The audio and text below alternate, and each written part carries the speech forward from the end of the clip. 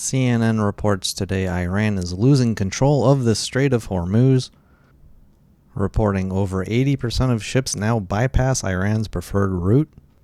So crude oil fell a little bit today, 0.6%, alongside yields with a 10-year pulling back 2 basis points, and also the 2-year note yield down 1 basis point. These kinds of data have been sending the stock market soaring. However, today the S&P 500 actually fell by 0.7%. Welcome back, everybody. It is Tuesday, August 18th, 2026. Our headline today is Yields, Stocks, and Gold Fell Today, from Bubbles to Safeties. Overall, stocks did fall today, but across the board there was a large amount of rotation from bubbly areas to safety.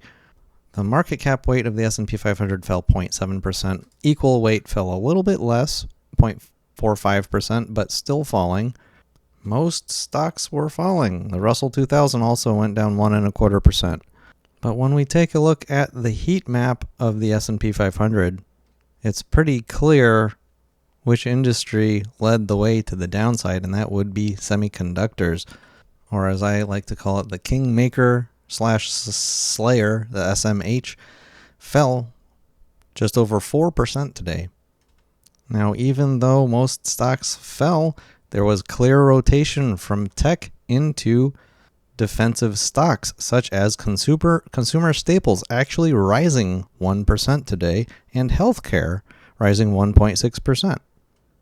Now, with crude oil pulling back a little today, going down 0.6%, you would expect energy stocks to be falling back a little. But as you can see right here, they were actually the leader of the day, going up 1.8%. Now, with oil not being the thing lifting the energy sector, energy in this case is acting as an area of defense, a defensive type of sector. After all, energy producing companies, these are not growth companies. They essentially are more for income than they are for growth. If you've been following my show for the past several weeks, you know I've been bringing up XLE divided by the S&P 500 a lot, and saying and warning how it looks like it was going higher, and it jump today. We broke to a higher high even on this chart, and this can continue higher even if XLE and SPX fall, and SPX is simply falling faster to the downside. There's a number of combinations that can make this rise, but when you go through history and look at the trends, this provides a major headwind for the S&P 500. As long as the XLE is continuing to outperform the S&P 500, it will put further pressure on the S&P 500 to continue to fall. You are probably seeing these headlines along with me today. This one from CNBC blaming some of this stock fall on elevated global bond yields and oil prices. But crude oil for the day fell back a little bit along with yields. The 2-year dropping by a basis point, like we said earlier, 10-year down by 2 basis points, and even the 30-year falling 3 basis points for the day. I've been arguing that gold is still in bubble territory, especially when you consider its relative price to copper, housing, crude oil, all of the major other things that need prices. Gold is still way far above its normal ratio to those areas of the market, and being bubbly, it also fell today, almost 2%, down 1.9% right now. And if we zoom in, that red candle engulfs all the bodies of the past 5 trading days, 6 trading days. So while mainstream media seems to be blaming the stock market falling today because of yields and crude oil, that's not the way it looks to me at all. And that's why my headline remains yields, stocks, and gold fell today from bubbles to safeties. Looking across markets like you just saw, it's pretty clear that's what happened for the day. Community topics, what moves, if you any did you make today? Are you buying anything, selling anything? I essentially sat on my hands. I'm buying a little bit of my favorite meme coin because Bitcoin, of all things, is looking like one of the more stronger charts today. We'll get to that in a moment. For the coming up section, I mentioned today housing starts. They were normal, nothing to see there. Coming up tomorrow, we have some important retail earnings coming from Target, Lowe's, and TJ Maxx, and then Thursday, Walmart. These companies often shed light on how the consumer is doing, and I think that these earnings reports are important to pay attention to. On Wednesday, we also get the FOMC minutes. The Thursday, we get the leading economic index and constant updates with Iran. Who the heck knows what's going to happen next with that?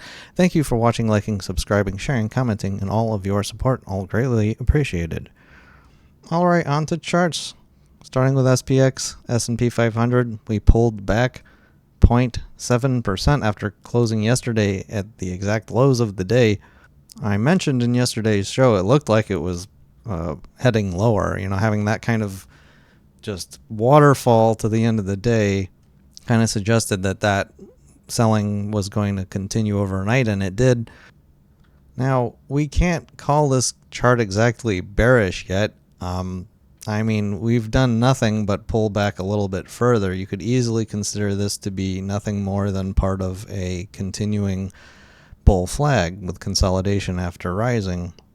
Again, the most interesting part of the S&P 500 dropping today is yields pulling back. They were higher yesterday, and so was the stock market. But I already walked through all of this. There was rotation to normal areas of safety, from bubbles to safety. It spelled out everything that happened today. I mentioned on Friday regarding TLT directly that we had a series of higher lows in the RSI with a series of lower lows in the price. That's called an RSI divergence. It's a common and basic way to see when the momentum is slowing down to the downside, and it can show a potential area of a bottom. And with yesterday's down day closing lower than we were today in TLT at 81.35, I do want to note that, from August 3rd, we have very, very clear lower low in the price and a very, very clear higher low in the RSI. And I said on Friday, this might be the bottom. And I also said I might say it again, and here I am saying it again.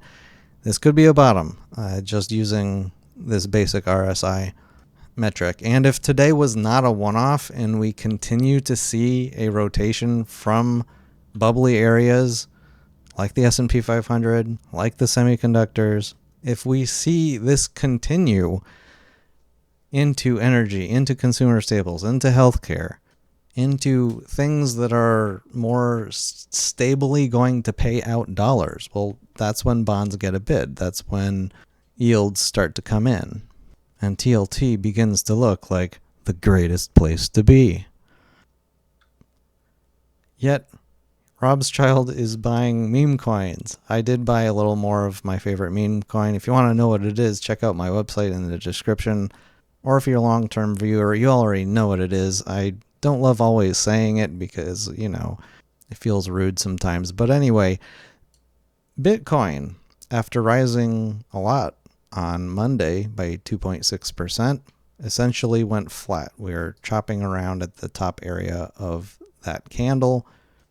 In the short term, it simply looks like it could be developing some bullishness, especially considering that it was a risk-off day and rotation into areas of safety.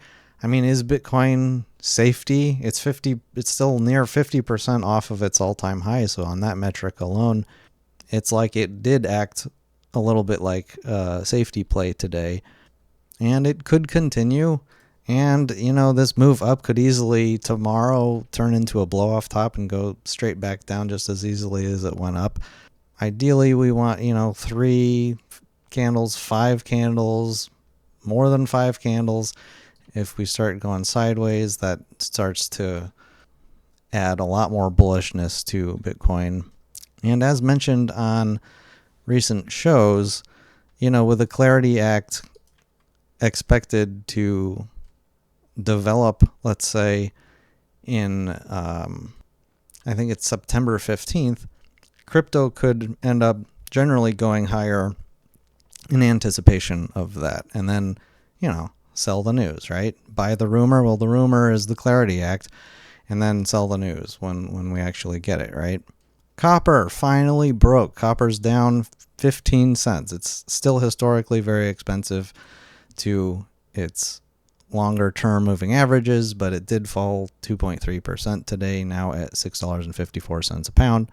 And alongside copper and gold, silver also fell back $2.40, now at $63.36.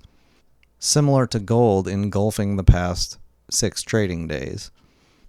Whenever you have a candle that does that, it then engulfs all that chop like that in one day, that's oftentimes a bearish signal. So maybe gold is headed back down.